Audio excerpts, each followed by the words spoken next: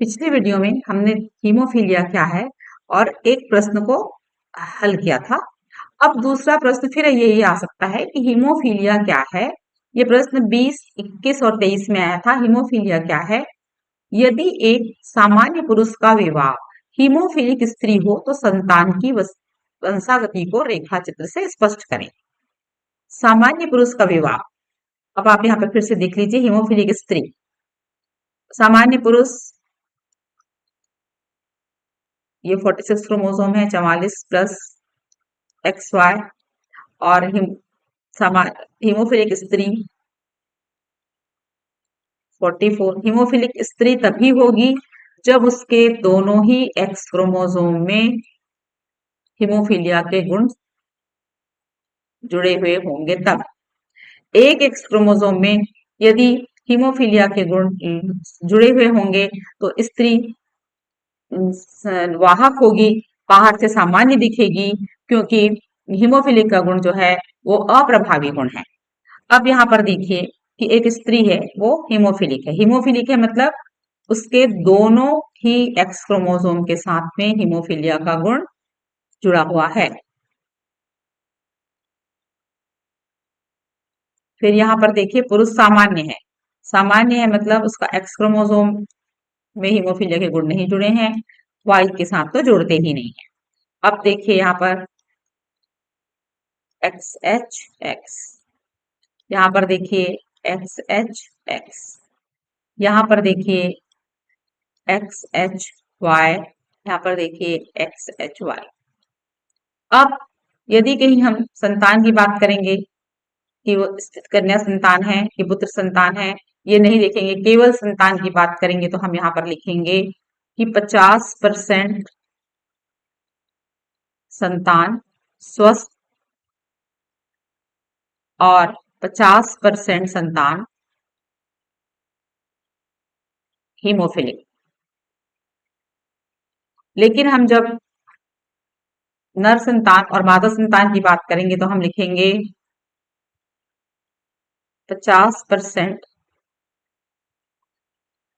पुत्रियां, 50% नहीं, 100% पुत्रियां वाहक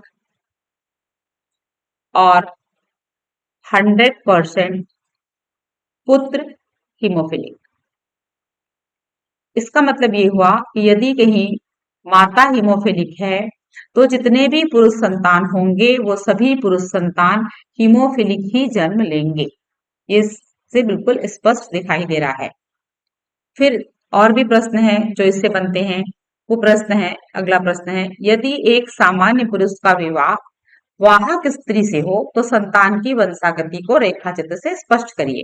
फिर वही बात आ गई, पुरुष सामान्य है मतलब 44 प्लस एक्स वाई, महिला जो है वो वाहक है मतलब 44 प्लस एक ही एक्स क्रोमोसोम के साथ में हीमोफिलिक का गुण जुड़ा हुआ रहेगा। जब गेमिट बनेंगे, युग्मक बनेंगे, तो इस तरह से देखिए बनेंगे कि एक में हीमोफिलिक का गुण जुड़ा हुआ रहेगा और इधर देखिए पुरुष जो है वो स्वस्थ है, एक्स है और वाई है। अब यहाँ पर देखिए एक्स एच एक्स, अब यहाँ पर देखिए एक्स और एक्स स्वस्थ है, यहाँ पर देखिए एक्स एच वाई और यहाँ पर देखिए एक्स वाई। हमको यहाँ पर यदि कहीं संतान के दृष्टिकोण से देखेंगे तो हमको क्या दिखेगा कि 75% जो संतान है वो स्वस्थ हैं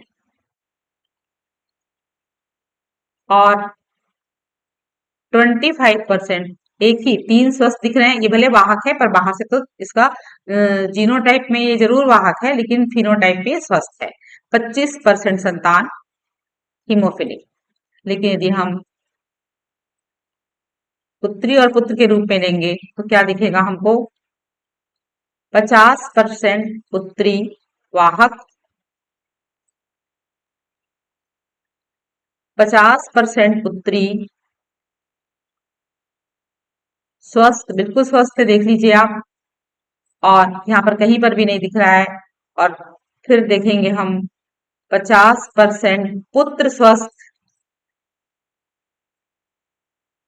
और 50% पुत्र हीमोफिलिक।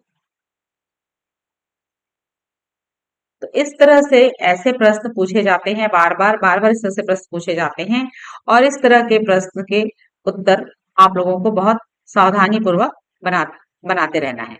इसके अलावा हीमोफीलिया के अलावा एक और चीज है, और वो है वर्णांधता। यहाँ पर मैं आपको बता देती हूँ, वर्णांधता बता देती हूँ साथ साथ ही लगे हुए कि वर्णांधता क्या है।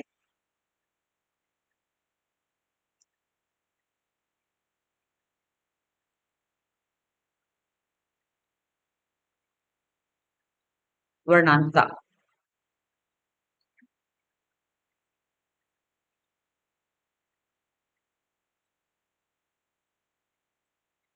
तो वर्णांधता एक ऐसी बीमारी है जिसमें लाल और हरे कलर, दोनों कलर में अंतर करना मुश्किल होता है।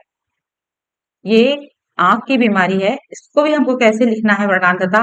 प्रश्न पूछते हैं कि वर्णांधता क्या है। तो वर्णांधता क्या है? यह एक लिंग संलग्न बीमारी है। ये भी हीमोफिलिक के समान ही लिंग संलग्न बीमारी है, और इस बीमारी में लाल और हरे रंग, इसमें मुख्यतः इसमें लाल और हरे रंग के बीच में अंतर नहीं कर पाते हैं। लाल और हरे रंग में अंतर नहीं कर पाते। ये वर्णांधता है। और जैसे हीमोफीलिया की वंशागति होती है, बिल्कुल वैसे ही वंशागति होती है वर्णांधता की। जैसे प्रश्न हीमोफिलिक में पूछे जाते हैं, वैसे ही वर्णांधता में भी पूछे जाते हैं। यहाँ पर एच की जगह पर सी लिखते हैं। मान लीजिए वाहक स्त्री, ये सामान्य स्त्री, इसको आप बना लीजिएगा। जैसे हीमोफिलिक है वैसे ही सामान्य स्त्री, और नहीं बनेगा तो आप वीडियो में ही प्रश्न पूछेंगे। सामान्य स्त्री, ये वाहक स्त्री, और ये सामान्य पुरुष,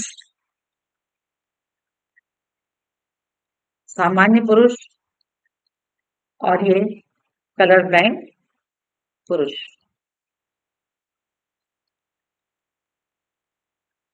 वर्णांध पुरुष,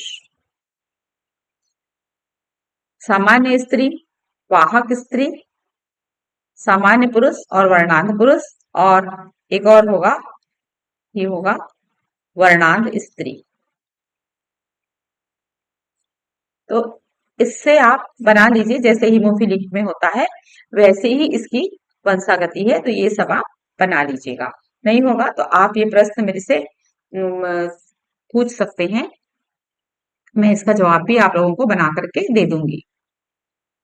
आप हमारे साथ लगातार बने रहिए, और हम आपको लगातार प्रश्न बताते रहेंगे जो छत्तीसगढ़ बोर्ड में पूछे गए हैं।